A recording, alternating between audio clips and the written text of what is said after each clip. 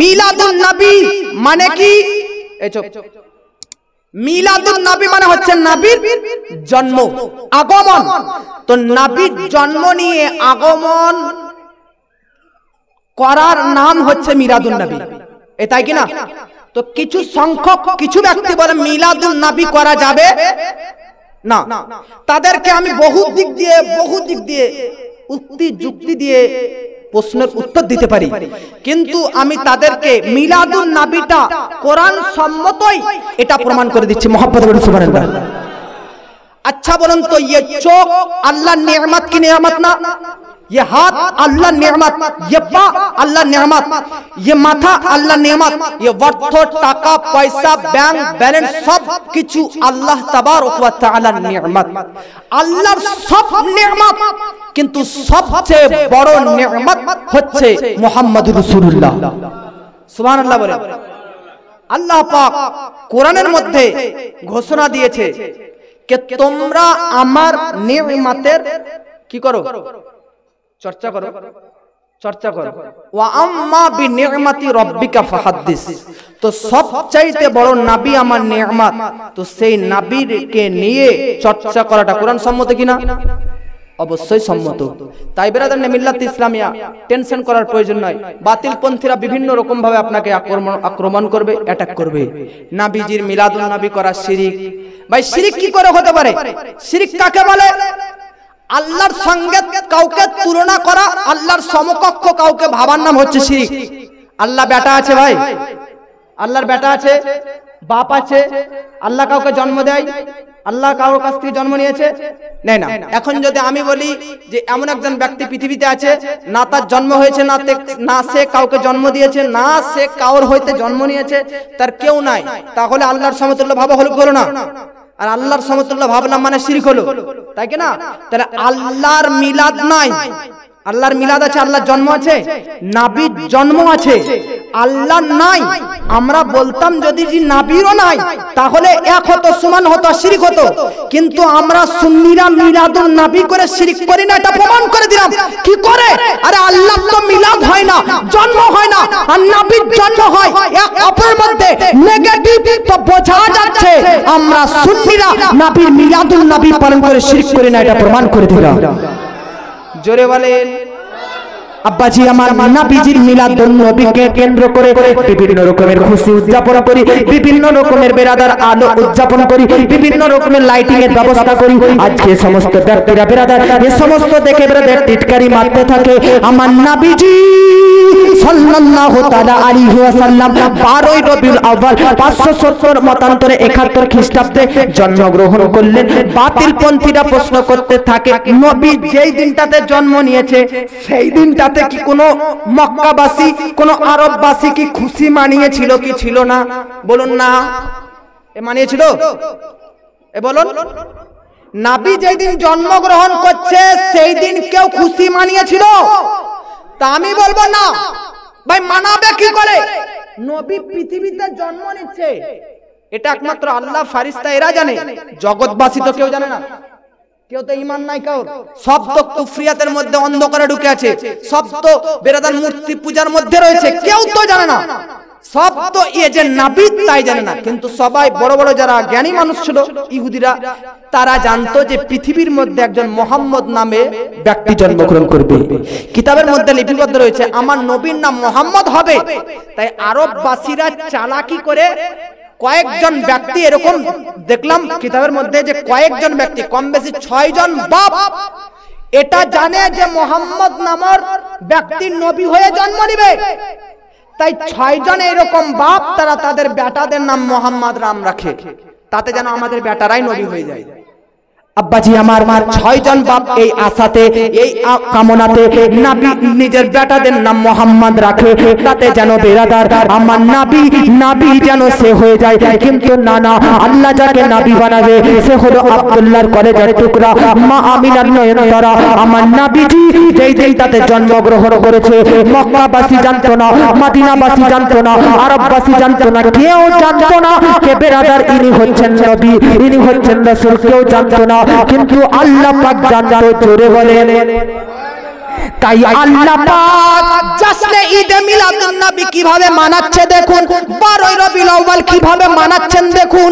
আল্লাহ পাক বলল জিবরিল ফেরেশতাদের প্রিন্সিপালকে, ফেরেশতাদের লিডারকে, ফেরেশতাদের সরদারকে, ফেরেশতাদের হেড অফ দা ডিপার্টমেন্ট হযরতে জিবরিল আমিনকে ডাকলো। ডাকার পর বলতেছে জিবরিল জগৎবাসী তো জানে না মুহাম্মাদের জন্ম হচ্ছে, জগৎবাসী তো জানে না নবীর জন্ম হচ্ছে, জগৎবাসী তো জানে না পয়গম্বরের জন্ম হচ্ছে, জগৎবাসী তো জানে না রাসূলের জন্ম হচ্ছে। তাই জিবরিল আমিন নবীজি 12 রবিউল আউয়াল পালন করো, নবীর জন্ম দিবস পালন করো। কিভাবে আল্লাহ পাক জিবরিল আমিনকে 3টি পতাকা দিলেন। 3টি পতাকা নিয়ে আসার পর জিবরিল আমিন মা আমিনা রাদিয়াল্লাহু তাআলা আনহার বাড়ির ছাদের উপর একটা গেড়ে দিলেন। আর দ্বিতীয় পতাকা কাবা শরীফের উপর উত্তোলন করলেন। তৃতীয় পতাকা বাইতুল মুকাদ্দাস মসজিদুল আকসা ফিলিস্তিনের মধ্যে রেখে দিলেন। তাই যে পতাকা আপনারা বাড়িতে বাড়িতে লাগান, বাড়ির ছাদে উত্তোলন করেন, এই পতাকা উত্তোলন করার পদ্ধতি আজকের নতুন কোন সিস্টেম নয়, বরং 1400 বছর পূর্বে আল্লাহর হুকুমে জিবরিল আমিন পতাকা কাবা বাইতুল মুকাদ্দাস এবং মা আমিনার ছাদে লাগিয়েছেন। জোরে বলেন ও গো জিবরিল আমিন আমাদের পতাকার রং নীল, কারো হচ্ছে লাল, কারো হচ্ছে সবুজ। জিবরিল আমিন আল্লাহর হুকুমে পতাকা যে নিয়ে এসেছিল, কি রঙের পতাকা ছিল? 3টি পতাকা সাদা রঙের পতাকা ছিল। জিবরিল আমিনকে জিজ্ঞাসা করলাম সাদা পতাকা কেন, সাদা পতাকা কেন? যুদ্ধের বায়োডাটা পড়বেন, যুদ্ধের হিস্টরি পড়বেন, যুদ্ধের ইতিহাস পড়বেন। যখন যুদ্ধতে কোন দল জিতে নিত, যে দল জিতে নিত সেই দল থেকে সাদা পতাকা উত্তোলন করা হতো, হোয়াইট কালারের পতাকা উত্তোলন করা হতো। কেন? হোয়াইট কালারের সাদা পতাকার চিহ্ন নিশানি হচ্ছে যে এই দলটা জিতে গেছে। সাদা কালারের পতাকা নমুনা, এটা চিহ্ন যে এই দল জিতে গেছে। আমার নবীজি মক্কাতে জন্মগ্রহণ করেছে, সাদা পতাকা কেন?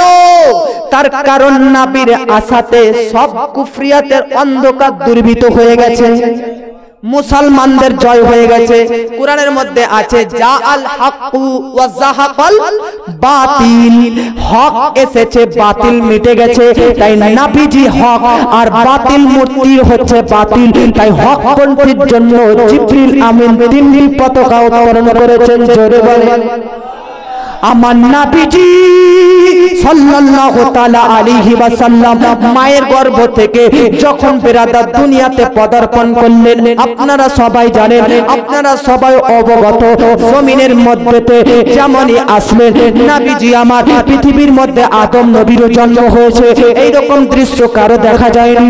নূহ নবীর জন্ম হয়েছে, এই রকম দৃশ্য কারো দেখা যায়নি। পয়গম্বর অন্যান্য জন্ম হয়েছে, এই রকম দৃশ্য দেখা যায়নি।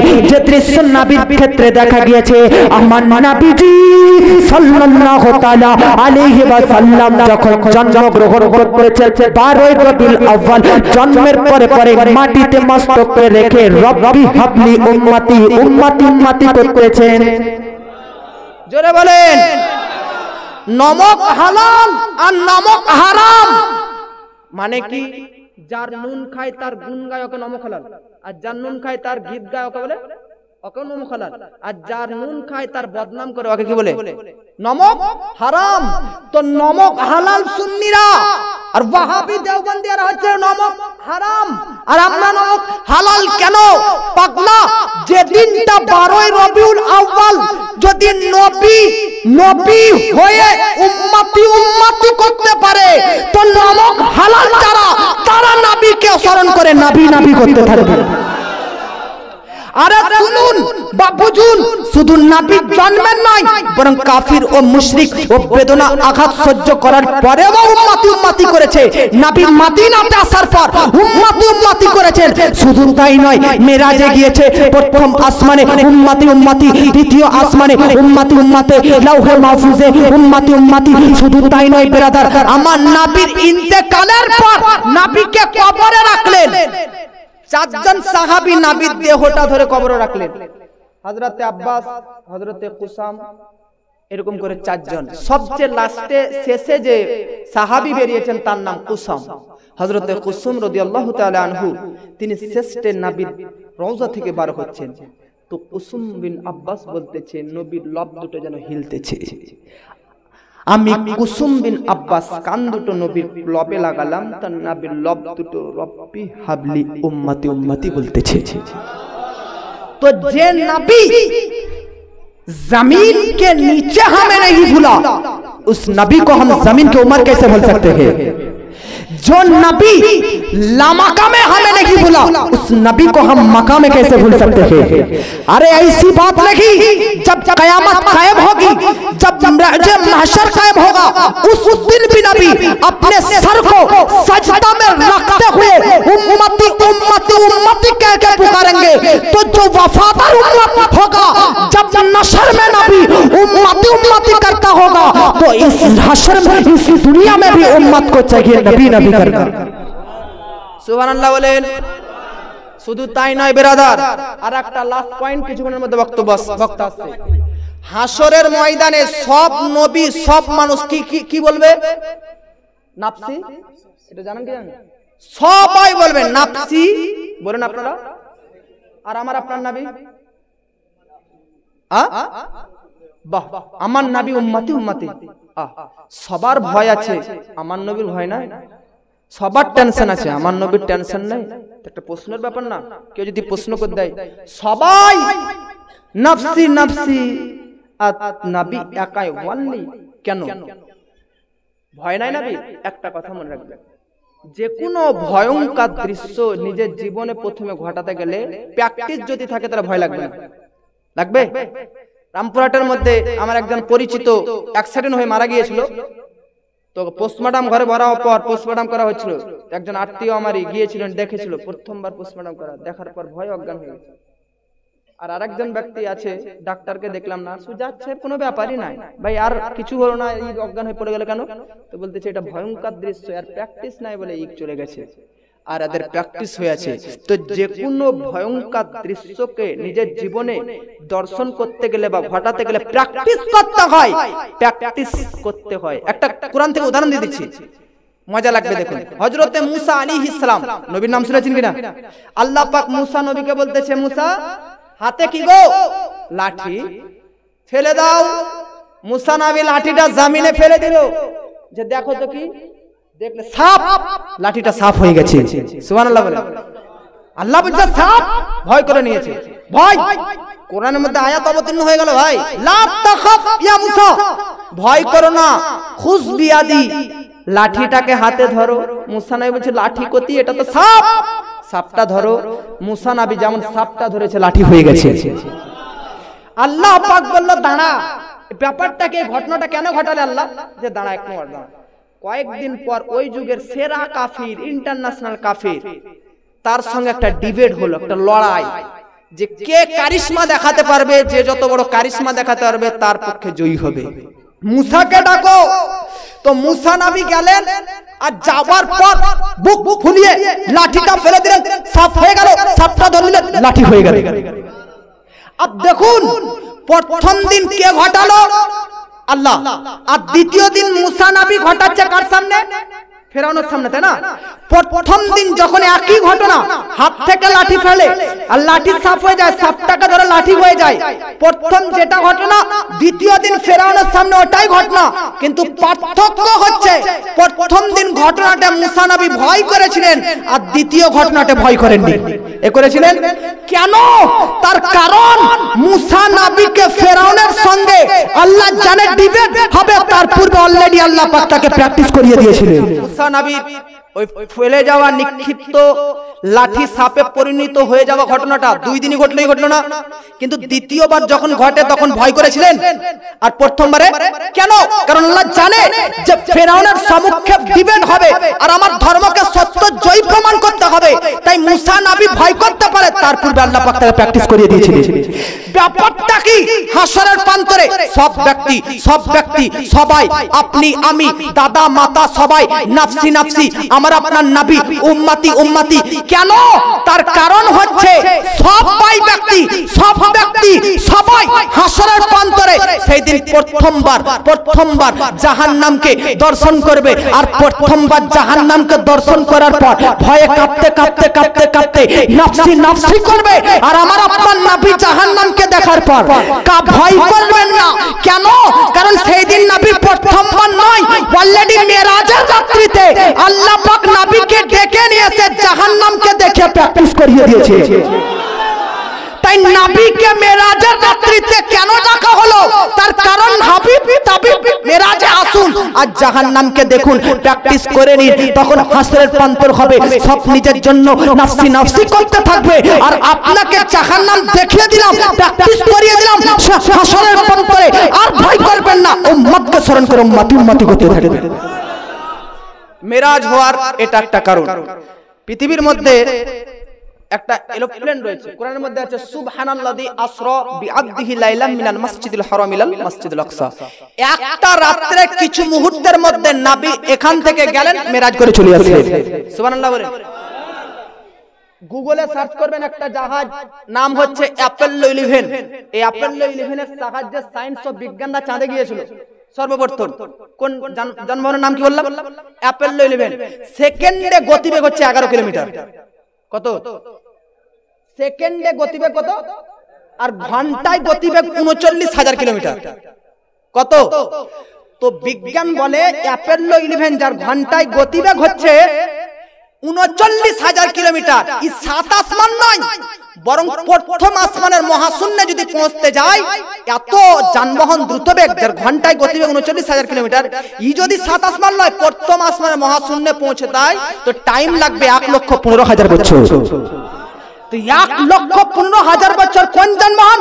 যে যানবাহনের গতিবেগ ঘন্টায় 39,000 কিলোমিটার। কিন্তু আমার আপনার নবী, হাবিব নবী, তাবিব নবী, নবী প্রথম তো প্রথম, দ্বিতীয়, তৃতীয়, চতুর্থ, পঞ্চম, ষষ্ঠম, সপ্তম আসমানকে ভেদ করে আরশ, কুরসি, লৌহ, কলম, জান্নাত ও জাহান্নাম পরিদর্শন করার পর আল্লাহর সঙ্গে কথোপকথন করলেন। আবার ব্যাক আসতেছেন, সপ্তম, ষষ্ঠম, পঞ্চম, চতুর্থ, তৃতীয়, দ্বিতীয়, প্রথম পৃথিবীতে আসতেছেন, দেখতেছেন যে উজুর পানিতে উজু করে গিয়েছিলেন, ওই উজুর পানি গড়তেই রয়েছে।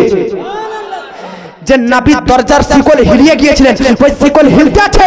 ব্যাপারটা কি? বিজ্ঞান মানবে কি করে, সায়েন্স মানবে কি করে? ভাই, যে বিজ্ঞানের তৈরিকৃত, যে সায়েন্সের তৈরিকৃত, যার গতিবেগ ঘন্টায় হচ্ছে 39,000 কিলোমিটার, প্রথম আসমানের মহাশূন্য পৌঁছতে 1,15,000 বছর, সে বিজ্ঞান মানবে কি করে যে তোমাদের নবী, তোমাদের মুস্তাফা, তোমাদের ধর্মগুরু মুহূর্তের মধ্যে, কয়েক রাত্রের মধ্যে এত শত বছর রাস্তা, রাস্তাকে তৈরি করেছে, অতিক্রম করেছে, তো মানবে কি করে? তো আমি বলতে চাই, আরে পাগলা, আরে ভুকা, এত দুটো উত্তর দিচ্ছি, একটা উত্তর এটা নে, আল্লাহ যদি করে তো হয়ে যেতে পারে। আল্লাহ নিজে বলতেছে সুবহানাল্লাহি, আমি আল্লাহ পাক নিয়ে গেছি। আচ্ছা বলেন তো, চন্দ্রকে দ্বিখণ্ডিত করা অসম্ভব না সম্ভব? এ সম্ভব না অসম্ভব? অসম্ভব না বিদ্রাত আল্লাহ সম্ভব করিয়েছে। সূর্যকে ডুবা, সূর্যকে উদিত করা সম্ভব না অসম্ভব? আচ্ছা, গাছকে বৃক্ষকে নিজ কক্ষপথ থেকে ডেকে আনা সম্ভব না অসম্ভব? পাথর কাঁকরকে কালমা পাঠ করা অসম্ভব না সম্ভব? অসম্ভব। তো মেরাজকে দেখো অসম্ভব কি হচ্ছিস? ये চন্দ্র দ্বিখণ্ডিত, ये ডুবা সূর্য উদিত, ये বৃক্ষকে ডাকা, ये কাঁকর পাথরকে কালমা পাঠ করা, এগুলো তো বাস্তব, এগুলো তো অসম্ভব। দেখ আল্লাহ পাক নবীতে সম্ভব করেছে। যেমন এই জিনিসগুলো মানতে কোনো দ্বিধাবোধ নাই, ক্লিয়ারলি মেনে নিলাম। সব মেরাজের রাত্রিটাও আমরা আল্লাহ পাক নিয়ে যেতে পারে, এটাও মেনে নিলাম। কিন্তু আরেকটা উত্তর, point to be noted, point to be noted. দেখুন, আমার নবী যখন আসমানে যায় তখন পৃথিবী অফ হয়ে গেছিল। সুবহানাল্লাহ বলে। আচ্ছা, দেওয়াল ঘড়ি বাড়িতে দেখেছেন? দেওয়াল ঘড়ি ধরে নিন এখন বাজছে 10টা, 10টার সময় ব্যাটারি শেষ। 100 বছর পর্যন্ত যদি ব্যাটারি না ভরেন তাহলে ঢুকবে? ব্যাটারি মিনিটের কাঁটা, সেকেন্ডের কাঁটা, ঘন্টার কাঁটা আগাবে? 100 বছর পর্যন্ত যদি 10টার সময় ব্যাটারি শেষ হয় তো 10টাতেই কাঁটা থাকবে। 100 বছর পর হোক আর 1 মিনিট পর হোক, যখন ঢুকাবেন ব্যাটারি তখন টিক টিক করে চলতে লাগবে। কেন? তার কারণ হচ্ছে ঘড়ির জান, ঘড়ির প্রাণ হচ্ছে ব্যাটারি। ব্যাটারি যদি না থাকে তো ঘড়ি চলবে না। ঠিক সেই রকম পুরো পৃথিবীর ব্যাটারি, পুরো পৃথিবীর জান, পুরো পৃথিবীর প্রাণ হচ্ছে নবী মুস্তাফা। নবী যখন আসমানে যায় পৃথিবী অফ, প্রথম আসমান নবী গেলেন, পৃথিবী অফ। নবী দ্বিতীয় আসমানে গেলেন, পৃথিবী অফ। আবার আপনি ধ্যান দেবেন, নবী তৃতীয় আসমানে গেলেন, পৃথিবী অফ। লৌহ কলম পৌঁছলেন, পৃথিবী অফ।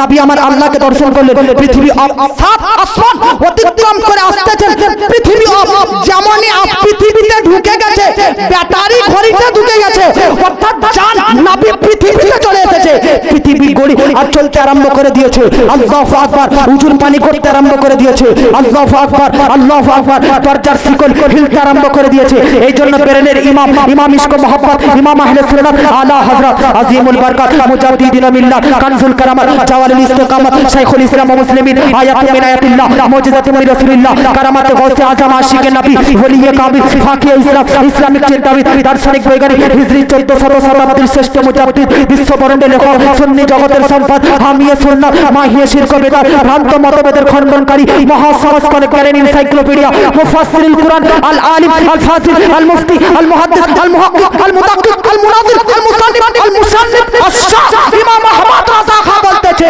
वक्त ना थे तो कुछ ना था वक्त ना थे तो कुछ ना था जान है वो जहां की जान है तो जहां